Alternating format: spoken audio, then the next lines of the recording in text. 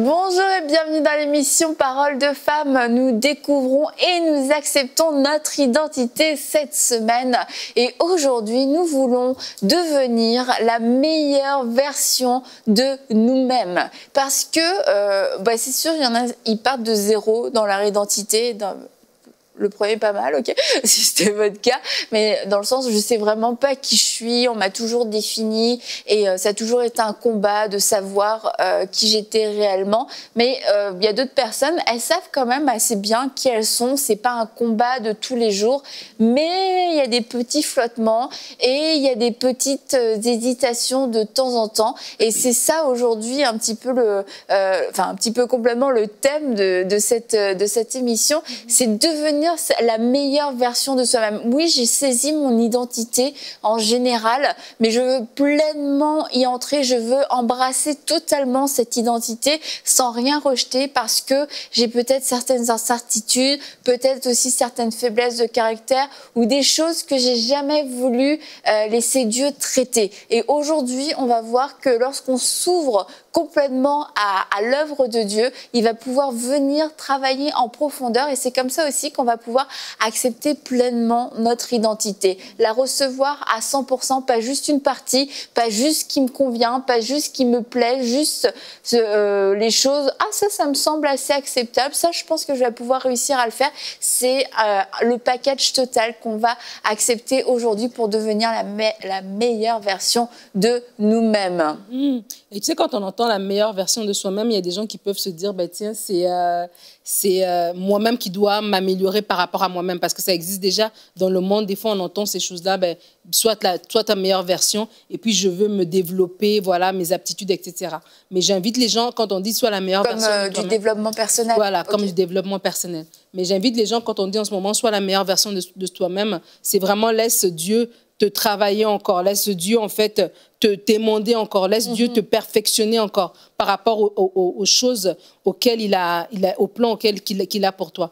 Et comme dans un téléphone, moi j'ai un téléphone comme la plupart d'entre vous qui, de temps en temps, va m'envoyer un message qui me dit qu'il a besoin de faire un update. J'ai besoin de le charger, j'ai besoin de l'éteindre, peu importe, pour qu'il ait une nouvelle version. Le téléphone semble bien fonctionner, il y a des choses qui fonctionnent. Je suis capable de faire mes appels, d'envoyer mes mails, de faire mes messages, mais il y a des choses qu'il doit corriger. Il y a des choses que le manufacturier a pensé que pour que ce téléphone soit encore plus performant, il faut faire ces petites updates-là, ces petites mises à jour. Et donc, la même manière, on a fait notre marche avec Dieu, on a découvert notre identité. Voilà, maintenant, Seigneur, il y a encore plus. Je ne peux pas juste me laisser à ce niveau-ci. Il y a un autre level que je dois atteindre. Je laisse aller la médiocrité, je laisse aller les pensées, les insécurités qui me disent, tiens, ça s'arrête ici, j'ai enlevé les étiquettes et oui, je veux devenir cette meilleure version de moi-même, pas par mon propre raisonnement, mais c'est Dieu qui, lui, va enlever, qui va mettre à jour, qui va réajuster les choses qu'il trouve dans ma vie pour que je puisse être cette personne. Exact. En fait, c'est le point qu'on est en train de voir aujourd'hui. Beaucoup de personnes embrassent les privilèges, mais ne sont pas prêts à embrasser les responsabilités qui viennent avec les privilèges. Et pour jouir, en fait, de la vie chrétienne vraiment pleine, de notre identité pleine en Christ, mais il va falloir à un moment accepter, oui, tous les privilèges, mais accepter aussi des responsabilités. Et au niveau de la responsabilité, qu'est-ce qu'on retrouve? On retrouve une certaine façon de vivre, une certaine façon de marcher. On trouve ces choses-là, mais parfois on veut, oui, je veux la grâce, je veux le privilège, mais ce petit truc qui est encore en moi, je ne veux pas l'enlever, je peux le tolérer. Mais ce petit bobo que j'ai, en fait, ça ne fait pas partie de mon identité. Parce qu'à la croix, Jésus, il a tout payé, il a pris toutes mes maladies, il n'a laissé aucune. Mais vu que je peux vivre encore avec lui, je préfère juste accepter que ça s'est fait, mais tolérer les choses qui semblent ne pas me déranger aujourd'hui. Et c'est souvent comme ça qu'on fonctionne. Et ça peut être à tous les niveaux. Là, j'ai parlé d'un bobo, mais ça peut être juste pour changer son caractère sur un point. C'est comme, OK, c'est bon pour tout le reste, mais sur ce point-là, je ne suis pas allée, je n'accepte pas mes responsabilités à ce niveau-là.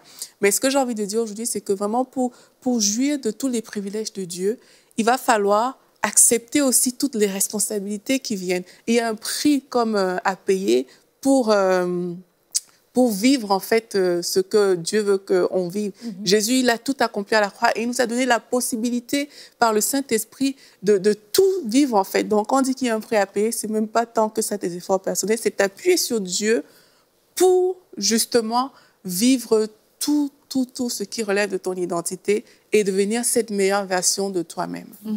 Et de ne pas se contenter, comme tu disais Nadine, de la médiocrité. C'est pas une médiocrité souvent qui va être générale, qui touche tous les domaines de notre vie, parce que là, ça devient vraiment handicapant. Mais il peut y avoir de la médiocrité dans un domaine particulier. Et je peux être vraiment... Dieu m'a travaillé dans mon caractère. Dieu m'a travaillé dans mes relations. Dieu m'a travaillé dans ma vie de consécration. Mais il y a un point, par exemple les finances. J'ai une très mauvaise gestion des finances. Et du coup, je n'arrive pas à faire ce que Dieu me demande de faire. J'arrive pas non plus à tenir certains engagements parce que j'ai une mauvaise gestion de mes finances, parce que je suis médiocre à ce niveau-là. Et de se dire... Oui, mais bon, je suis pas non plus à la rue, je donne ma dîme, donc ça va. Et puis, j'arrive quand même à m'en sortir. Mais on sent que c'est un domaine dans notre vie où ça fonctionne pas à plein régime, où on a peut-être reçu des promesses aussi. Ces promesses, on les voit jamais s'accomplir parce que justement, j'ai une mauvaise gestion de mes finances. Et c'est de se dire, c'est ce domaine-là où je vais décider de dire au Seigneur, OK, on peut travailler. Vas-y, viens faire ton œuvre. Ça va peut-être être un peu dérangeant, ça va être peut-être un peu gênant. Et puis, je pensais qu'on était arrivé à un certain niveau où c'est bon, je pouvais juste profiter de ma nouvelle vie et de tout le travail qu'on avait fait ensemble, toi et moi, sur moi. Mais il reste encore ça. Puis, on n'a pas envie qu'à la fois d'être dérangé parce que ça fonctionne quand même assez bien et c'est pas problématique au point où je me dis je dois tout arrêter pour que Dieu travaille ce point. Et Aurélie parlait des privilèges qui s'attachent aussi à cette vie chrétienne qu'on veut vivre et des responsabilités qui s'attachent à ça. Et lorsque tu parles de ça, je crois qu'il y a des personnes justement, c'est que quand on parle d'être cette meilleure version de toi, c'est de dire en fait Seigneur, je te cède ma volonté. C'est ça le prix à payer. Le prix à payer, c'est l'obéissance en fait, l'obéissance à sa parole, l'obéissance à sa volonté. Alors que je te cède ma volonté, c'est comme Seigneur, oui, je vais être cette meilleure version de moi, en fait, parce que je te cède ma volonté, je te tends la main d'association, entre guillemets, pour te dire, Seigneur, sers-toi de moi. Seigneur, fais le ménage, montre-moi les choses. Et comme tu parles, par exemple, de quelqu'un que c'était dans ses finances, et là, Dieu va te montrer, tiens, tu as une dépense régulière de 10 $ par-ci, 20 $ de un café par-là. C'est ça, ces choses-là que tu dois remettre, tu dois régler. C'est là qu'il y a c'est là la porte ouverte dans tes finances. Et c'est de grandir. Et des fois, c'est pas agréable. Parce que c'est plus agréable de dire, oui, j'ai acheté ce petit truc ici à gauche, à droite. Mais de dire, non, c'est vrai, Seigneur. Je veux faire ta volonté. Je veux être cette meilleure version pour que tu puisses m'utiliser, entre guillemets, à pleine capacité. Donc, du coup, oui, je vais faire ce ménage dans mes finances. J'accepte de grandir. Ça va être difficile. Au début, peut-être, oui, ça va être contraignant, etc. Mais il y a quelque chose de mieux derrière. Il y a quelque chose de mieux après. Et c'est vraiment important de grandir. Grandir nous-mêmes par rapport à nous, par rapport aux choses que Dieu nous montre, par rapport à des petits bobos que peut-être personne ne connaît. C'est juste nous-mêmes qui, dans notre cœur, nous savons que, tiens, il y a des petites pensées comme ça qui montent dans mon cœur par rapport à X ou Y et de dire, je veux grandir. Cette année, c'est l'année où je passe à un niveau supérieur. Cette année est l'année où ces choses ici ne m'accompagnent plus. C'est des choses du passé parce qu'il y a Dieu a autre chose pour moi devant. Et quand tu parles, je réalise que c'est même, tu vois, tu parlais d'acheter le café, des choses comme ça. Parfois, c'est des choses qui, aux yeux des autres, ne sont pas mauvaises. Donc, du coup, parce que c'est pas mauvais aux yeux des autres, on veut se permettre de rester dans cette situation-là. Mais c'est vraiment... la parole de Dieu qui, à ce moment, pour être la meilleure version de nous-mêmes, est comme souveraine dans notre vie. Je le dis aussi par rapport aux personnes qui, parfois, ils développent des peurs, des choses qui ne font pas partie d'eux, en fait, parce que leur identité est rattachée à Dieu. Et ils se retrouvent en train de développer des choses comme ça, et ça les empêche de vivre pleinement la vie que Dieu a prévue pour ces personnes-là. Moi, je veux leur dire, vraiment, oubliez... J'ai envie de dire ça, oubliez tout ce que vous savez, tout ce que vous avez appris pour vous concentrer sur ce que la parole de Dieu dit. La parole de Dieu dit qu'on est... la position qu'on a aujourd'hui, mais c'est la position de l'épouse de Christ. Et tu imagines, un jour, je me rappelle, j'étais chez moi et je pensais à l'épouse comme, en fait, tu prends le nom de ton mari quand tu l'épouses. Ça veut dire que tu as directement connecté avec Jésus-Christ. Tu as directement pris son nom. Tous les privilèges qui sont rattachés à ton mari sont attachés à toi. Tu es directement rattaché aux privilèges que Jésus-Christ te donne. Mais quand on regarde autour de nous, qu'est-ce qu'on voit? On voit, ah, mais j'ai peur de faire telle chose. Je ne crois pas au miracle. Ça, non, c'est trop loin, c'est pas pour moi. Non, ça, c'est pas possible.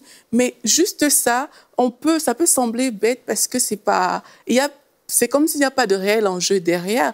Mais il y a un enjeu derrière qui est notre position en Christ, qui est l'infinie possibilité des choses qu'on peut faire parce qu'on est en Christ, qu'on garde. Ouais. On garde pour nous, ça ne sort jamais, tout simplement parce que cette identité en Christ, on ne l'a pas saisie. Cette position qu'on a en Christ, on ne l'a pas saisie. Donc, devenir la meilleure version de nous-mêmes, c'est accepter tout ce que Jésus-Christ a fait à la croix, accepter de vivre sur la base de ça. Et tout ce qui va venir contre ça, c'est de choisir de dire, OK, cette chose, je ne le prends pas pour ma vie. Cette chose, je peux être en train de me battre avec ça, mais c'est appelé à quitter ma vie, ça ne doit pas rester là. Mais tu sais, quand tu parles de peur, je pense aussi que quand on parle de devenir la meilleure version de soi, il y a des choses, en fait, c'est nous-mêmes, en fait, c'est nos insécurités. Des fois, c'est nous-mêmes qui nous sabotons. Des fois, nous-mêmes, on est le premier obstacle à être cette meilleure version. Parce qu'on a des insécurités, parce qu'on n'a pas compris, voilà, les plans que Dieu a pour nous, etc. Mais c'est important aussi, quand on parlait lundi ou mardi, on parlait de l'authenticité. Et c'est important aussi de faire ce travail authentique avec Dieu pour dire, Seigneur, voici où j'en suis. Tu vois, tu me demandes d'être là, mais moi, là, je me vois ici. Moi, je me sens comme ça. Voici, voilà, j'ai des insécurités à tel niveau ou à tel niveau. Et c'est là, quand on lui expose ces choses-là, que le Seigneur nous travaille. C'est là qu'il peut nous guérir, il peut nous libérer dans la prière et tout ça. On peut vraiment vivre des temps forts de délivrance, vraiment des étiquettes qui nous ont été données. On a parlé des étiquettes lundi, qui sont vraiment devenues comme des mentalités, des façons de penser. Et il y a des choses que, oui, dans le surnaturel, je peux croire, mais dans le relationnel, je crois pas parce que j'avais déjà eu dans le passé à gérer une étiquette par rapport à ça. Et c'est important de dire, je ne veux pas être, et moi c'est une prière que j'ai déjà faite, je ne veux pas être le blocage de ma propre vie. Je ne veux pas être, des fois on pense que c'est les autres, mais c'est moi-même, par ma mentalité, par ma perception des choses, je ne veux pas être celle qui bloque ton plan, Seigneur. Et Seigneur, je te donne libre accès. Et ça, c'est quelque chose qu'on doit faire dans la prière constamment pour que justement ces choses puissent être enlevées au fur et à mesure et qu'on arrive à aller de l'avant. Et quand tu parles, je pense aussi à la foi, mais par rapport à nous. Parce que la foi voit des choses qu'on ne voit pas, y compris nous-mêmes. Si tu ne te vois pas comme la meilleure version de toi-même par la foi, mais en fait, tu ne le deviendras pas parce que ta foi n'a pas été active pour voir la meilleure version de toi-même. Peut-être tu es quelqu'un de colérique, mais par la foi, tu dois dépasser ça parce que, pareil, comme j'ai dit tantôt, pour la meilleure version, c'est par rapport à la parole de Dieu, on tend vers cet idéal-là. Et là, si tu ne te vois pas déjà comme quelqu'un qui n'est plus colérique, mais tu vas reproduire juste ce que tu vois en fait. Or, quand tu parles la foi, tu acceptes de te voir comme Dieu te voit. Tu acceptes de te voir, non, comme cette personne douce, cette personne-là qui manifeste le fruit de l'esprit. Quand tu acceptes de te voir comme ça, mais tu vas voir que, OK, ma foi me permet de me voir moi-même comme une personne que je ne suis peut-être pas aujourd'hui, mais la foi me permet déjà de me projeter, la foi me permet de voir que, ah non, mais en fait, je suis une femme douce, je suis une femme qui a la foi, je suis une femme qui est bienveillante. La foi me permet de le voir et parce que je le vois, je peux le manifester. Mais quand je ne vois pas ces choses, parce que mon regard est comme porté sur différentes choses autour de moi qui ne correspondent pas à la parole de Dieu, mais il y a ce qui retient ton attention, ces choses-là, tu vas les manifester. Si c'est le mal qui est en toi, qui retient ton attention, tu vas finir par manifester ce mal-là. Mais quand tu changes ton focus et que tu commences à te focaliser sur Dieu et tu commences à te focaliser sur le fruit de l'esprit en toi, mais tu vas voir que tu le développes de façon naturelle.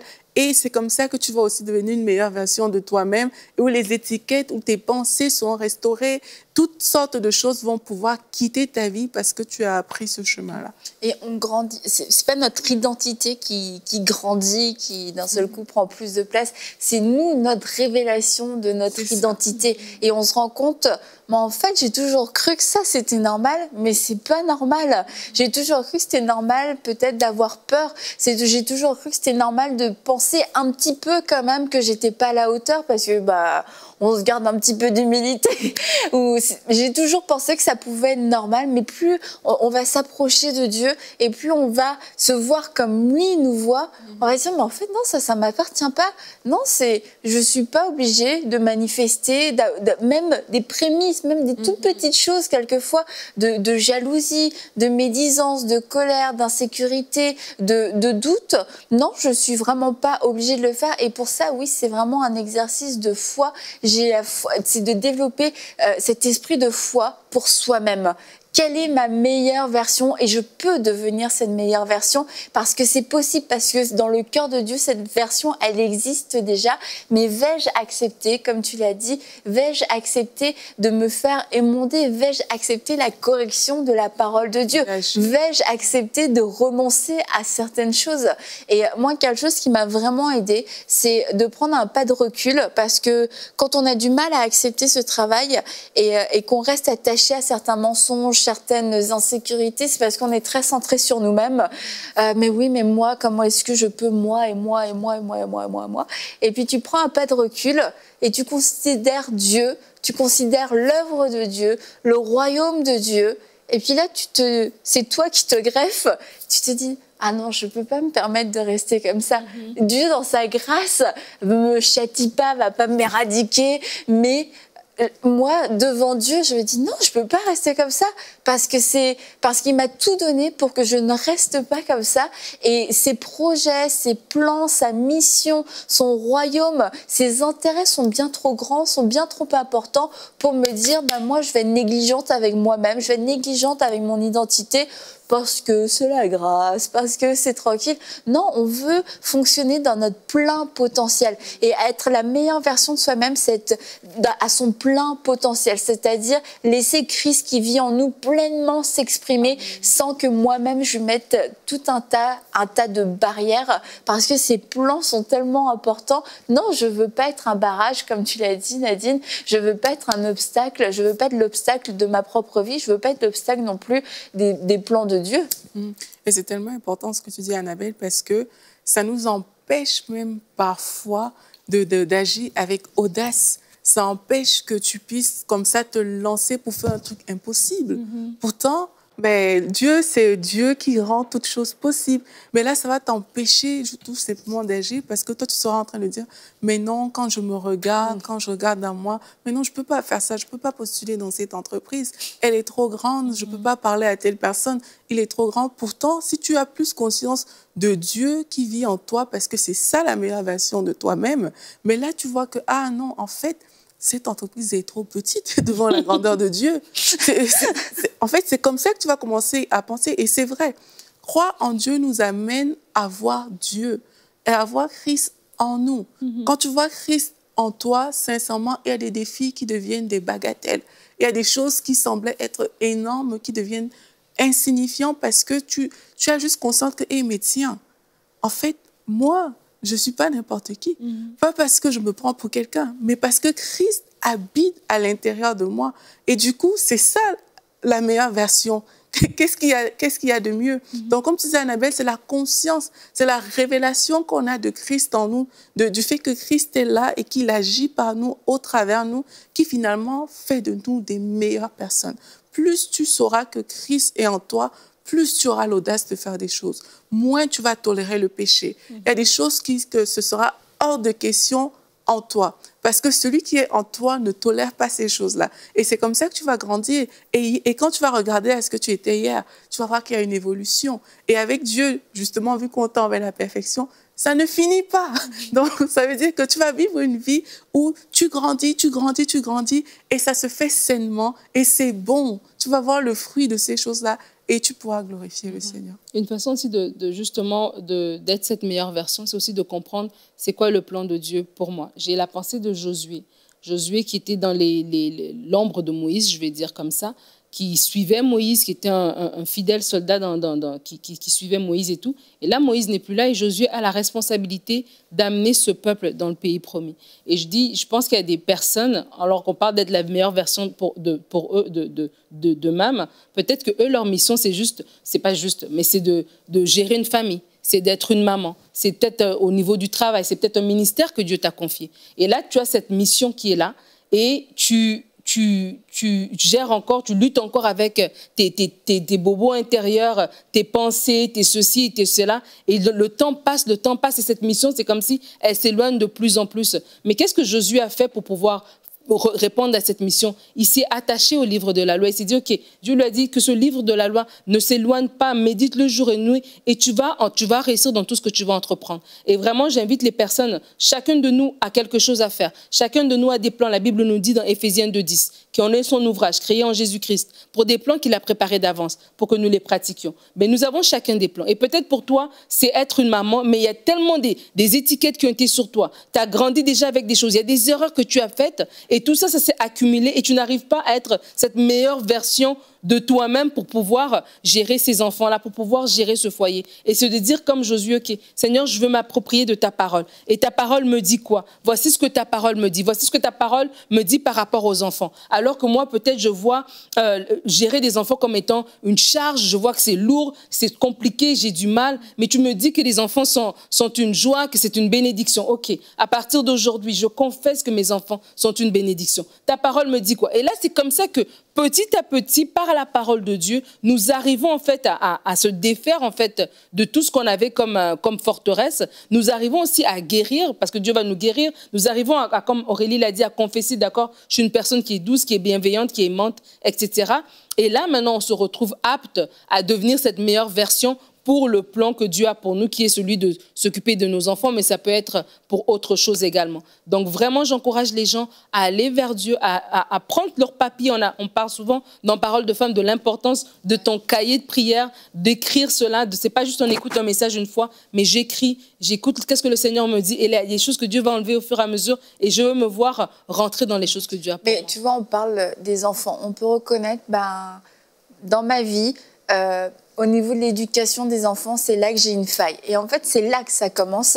C'est de reconnaître qu'il y a des endroits où il y a une faille. C'est de confronter ces faiblesses, de confronter quelquefois des domaines où on a fait aussi des erreurs. On n'a peut-être pas fait toujours les bonnes choses.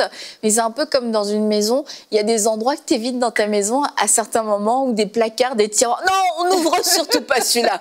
Parce que tu sais que dans ce tiroir, il y a tout et n'importe quoi. Et quand tu l'ouvres, ça te rappelle qu'il y a tout et n'importe quoi et que tu dois faire un tri, tu dois faire quelque chose. Et du coup, il y a des choses dans notre vie, c'est plus facile de ne pas les voir et on peut décider de passer à côté, de les esquiver parce qu'on ne veut pas les confronter, parce qu'une fois qu'on les confronte, une fois que c'est devant nos yeux, on sait aussi qu'on va avoir la responsabilité de faire quelque chose, qu'on ne peut pas infiniment refermer la porte. Mais on se dit, tant que la porte reste fermée, gloire à Dieu. Mais là, la porte aujourd'hui s'ouvre et c'est un travail d'humilité, de se dire, d'humilité et de foi et de courage. Je sais qu'il y a du travail, je sais qu'il y a des choses à faire dans ce domaine, mais je vais ouvrir cette porte et Seigneur, je veux te laisser toucher cette partie, je veux te laisser m'enseigner aussi, parce que je l'ai laissé, le fait même de négliger quelque chose, c'est quelque chose qui forcément n'a pas pu bien grandir, n'a pas pu bien se développer, donc il y a du ménage à faire.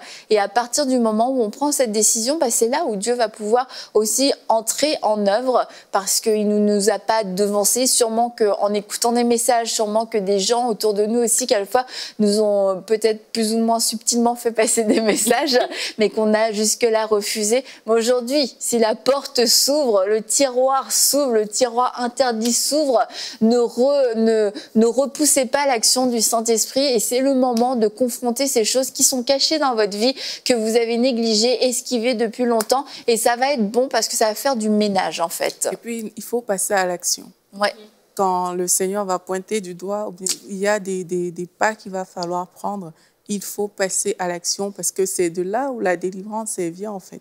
Pour les personnes qui sont restées longtemps avec certaines choses, pour les peurs, peut-être il y a vraiment des personnes qu'il va falloir aller voir pour confronter. Il y a des personnes qui vont peut-être aller demander pardon.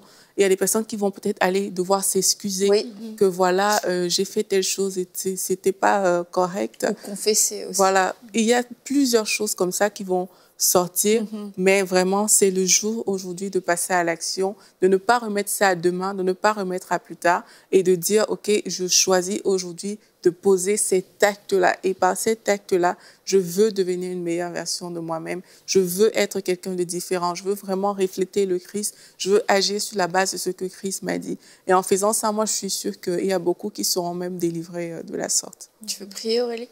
Oui. Donc, on va prier pour ça. Seigneur, je te dis merci pour ta bonté. Merci, Seigneur Jésus, parce qu'il t'a plu vraiment à la croix de porter nos fautes, de porter nos erreurs, de porter nos maladies, de nous sauver, Seigneur Jésus-Christ. Et tu as fait de nous, Seigneur, des personnes différentes. Tu nous as donné une nouveauté de vie, Père. Et pendant trop longtemps encore, on a accepté de marcher avec des standards trop bas. On a accepté des choses qui ne faisaient tout simplement pas partie de ton plan. Mais aujourd'hui, on veut renoncer à ces choses, Seigneur Jésus. Nous renonçons à tout ce qui nous a éloignés de toi. Nous renonçons à tout ce qui ne fait pas partie de ce que tu as payé sur cette croix. Seigneur Jésus-Christ, nous renonçons au péché, nous renonçons au mal, nous renonçons aux peurs, nous renonçons, Père éternel, au désir de la chair, Seigneur, à ces mauvaises attitudes, ces mauvaises habitudes qui nous enveloppent si facilement. Nous renonçons à ces choses aujourd'hui. Et là où vous êtes, si vous connaissez la chose qui vous mine, qui dirige votre vie, c'est le temps de le confesser au Seigneur et de dire, Seigneur, je renonce à cette chose. Nous renonçons à ces choses au nom de Jésus-Christ. Seigneur Jésus, alors que nous choisissons de renoncer, nous voulons être remplis par ta parole. Laisse que nos cœurs, Seigneur, aillent dans ton sens, dans ta direction. Rends-nous de plus en plus conscients de notre statut d'enfant de Dieu, afin que nous puissions poser les actes qui s'alignent directement avec ta volonté. Nous voulons, Père éternel, baigner dans ta parole. Que ta parole, Seigneur, devienne vraiment ce pain quotidien. Accorde-nous la grâce également d'être obéissants et de faire exactement, Père, ce pourquoi tu nous as appelés. Nous nous abandonnons entre tes saintes mains, Seigneur Jésus. Nous t'aimons. Alléluia. Amen. Amen. Amen. Et n'hésitez pas non plus à vous laisser enseigner dans ces domaines où vous avez peut-être manqué de connaissances, tout simplement. N'hésitez pas à écouter des enseignements et parce que vous dites, oui, mais j'ai jamais trop écouté ça, ça m'intéresse pas. Bah, c'est peut-être exactement la raison pour laquelle vous vous êtes retrouvés dans cette situation. Donc, notre prière, encore une fois, c'est que vous puissiez grandir dans cette révélation de votre identité, que vous puissiez l'embrasser pleinement, accueillir pleinement toute l'identité qui est la vôtre. Et cette identité est complète. Cette identité dépasse probablement ce que vous aviez même pu imaginer sur vous-même. Et si Dieu vous appelle, et particulièrement au ministère, et vous avez tout accepté de Dieu, vous avez accepté le service, vous avez accepté la mise à part, la sanctification, etc. Vous avez accepté beaucoup de choses, mais l'appel de Dieu est quelque chose que vous n'avez pas encore accepté. Vous dites non, je ne suis pas fait pour prêcher l'évangile. Accepte l'appel de Dieu parce que ça fait partie de ton identité. Et c'est là que tu seras pleinement épanoui. C'est là que tout ce que Dieu a mis en toi va pouvoir s'épanouir, va pouvoir se manifester pleinement. Et à cause de toi, à travers de toi, beaucoup viendront au Seigneur. Alors ne rejette pas l'appel de Dieu sur ta vie parce que ça fait partie de ton identité. Tu peux commencer à dire oui, je suis appelé de Dieu et j'accepte cet appel parce que ça fait partie de mon identité. Et on va se retrouver demain pour une prochaine émission de Paroles de Femmes.